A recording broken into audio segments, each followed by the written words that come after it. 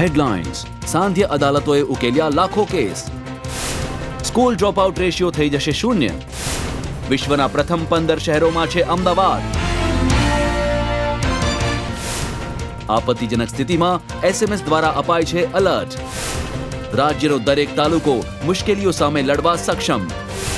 કચરામાંથી ઉત્પન્ન થશે 12 મેગાવોટ વીજળી.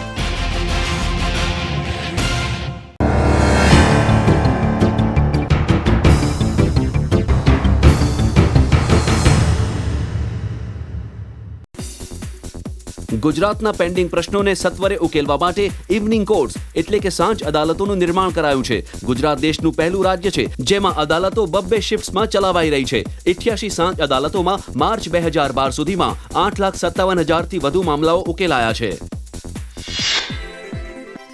શાળા છોડી જતા બાળકો પર ધ્યાન રાખવા માટે મોદી સરકારે એક અનોખી સોફ્ટવેર આધારિત ટ્રેકિંગ સિસ્ટમ બનાવી છે. જો કોઈ બાળક શાળાએ આવવાનું બંધ કરે કે નિયમિત ન આવે તો આ સિસ્ટમનું સોફ્ટવેર સ્વયં શિક્ષણાધિકારીને તેની જાણકારી આપી દેશે. અત્રે નોંધનીય છે કે લગભગ 1 દાયકા પહેલા રાજ્યમાં સ્કૂલ ડ્રોપઆઉટ રેટ 41% હતો, જે હવે માત્ર 3% રહ્યો છે. આ સિસ્ટમને તમામ સરકારી શાળાઓમાં લગાવાઈ રહી છે. તેનાથી સ્કૂલ ડ્રોપઆઉટ રેટ શૂન્ય થઈ જશે.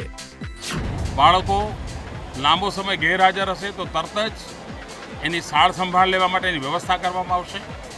જવાબદાર અધિકારીઓ એનું ફોલોઅપ કરશે. આવી એક ઉત્તમ વ્યવસ્થા આના દ્વારા કરવામાં આવશે.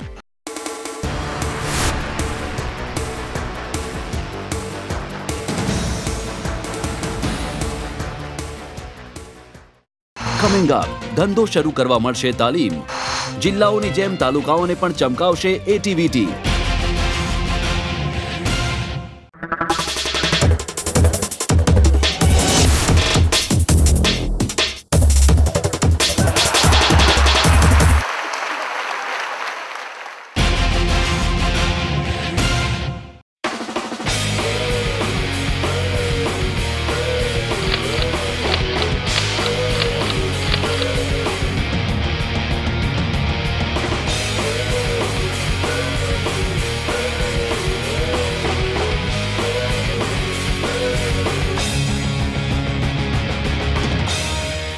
પહેલાં ઘણીવાર અહીંયા સાબરમતીના કિનારે આવતો તો જોતો હતો કે નદી સૂકી હતી, અહીંયા મેળા આવતા હતા, સર્કસ આવતા હતા, અને આજે આખું વાતાવરણ જે ચેન્જ થઈ ગયું છે, જે એક આધુનિક વિકાસ થઈ રહ્યો છે, ખરેખર જોઈને બહુ જ આનંદ થાય છે.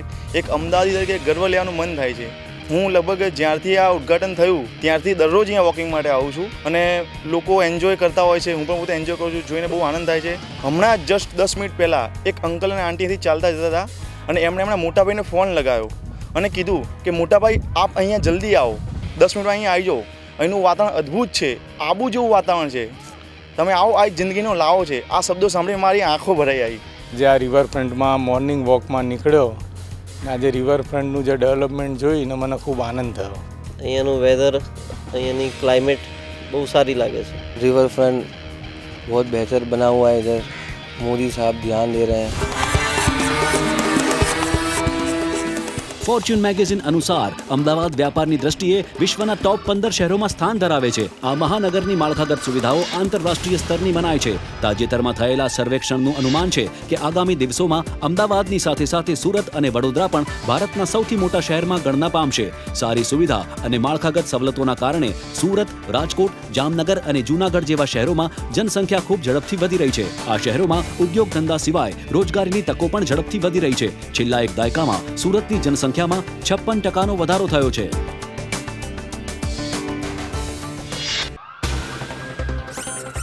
ડિઝાસ્ટર મેનેજમેન્ટમાં ગુજરાત સરકારે ઈ ગવર્નન્સનો મહત્તમ ઉપયોગ કર્યો છે. કેટલાય વિસ્તારોમાં સરકારે લગભગ તમામ લોકોના મોબાઈલ નંબર પોતાના ડેટાબેઝમાં નાખ્યા છે. સાયક્લોન, ભૂકંપ, પૂર, આગ અને આતંકવાદ જેવી આપાતકાલીન પરિસ્થિતિમાં આ બધા લોકોને અંગ્રેજીની સાથે સાથે ગુજરાતીમાં SMS દ્વારા એલર્ટ મોકલવામાં આવે છે. આનાથી મોટી સંખ્યામાં લોકોના જીવ બચાવી શકાય છે.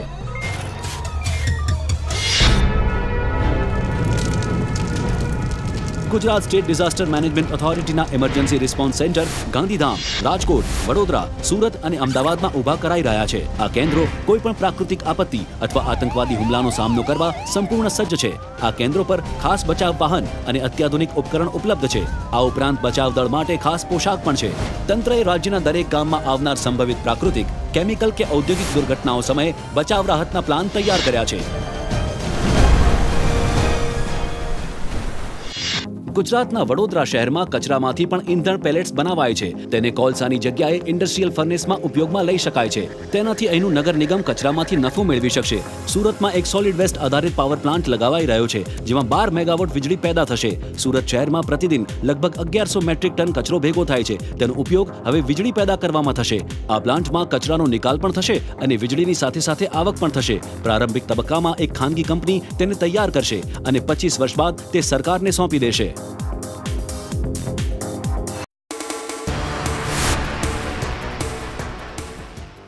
કમિંગ અપ, ગુજરાતના વાસ્મો મોડલનો દેશમાં અમલ.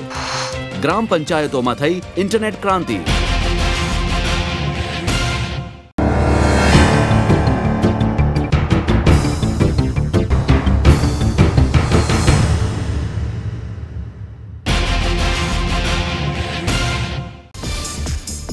ગુજરાતમાં માત્ર નોકરીઓ માટે જ નહીં, નવા બિઝનેસ શરૂ કરવા માટે વિશ્વસ્તરીય ટ્રેનિંગ આપવાની પ્રક્રિયા પણ શરૂ થઈ ગઈ છે.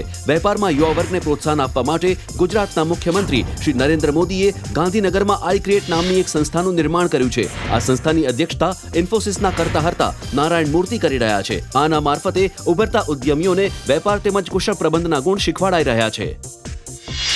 અને હું મિત્રો સપનું જોઈ શકું છું કે આપણા ગુજરાતમાં ઉત્તમમાં ઉત્તમ તાલુકા એનું આપણે નિર્માણ કરી શકીએ છીએ. સત્તાના વિકેન્દ્રીકરણ માટે મોદી સરકારે એટીબીટી એટલે કે આપણો તાલુકો વાઇબ્રન્ટ તાલુકો નામની એક યોજના શરૂ કરી છે. આ યોજના અંતર્ગત ગુજરાતના 225 તાલુકાઓના 10 અધિકારીઓ સ્થાનિક જરૂરિયાતો મુજબ પોતે જ વિકાસ યોજના બનાવે છે અને તેનો અમલ કરે છે. જે પ્રકારના અધિકાર કલેક્ટર પાસે જિલ્લામાં હોય છે, એ જ પ્રકારના પાવર્સ તાલુકા સ્તરે ડેપ્યુટી કલેક્ટરને આપવામાં આવી રહ્યા છે. શરૂઆતમાં 2 તાલુકાઓ માટે એક ડેપ્યુટી કલેક્ટર હશે અને પછી દરેક તાલુકા માટે એક જ ડેપ્યુટી કલેક્ટર થઈ જશે. પરિણામે એટીબીટી અંતર્ગત દરેક તાલુકો જિલ્લાની જેમ જ ચમકી ઉઠશે.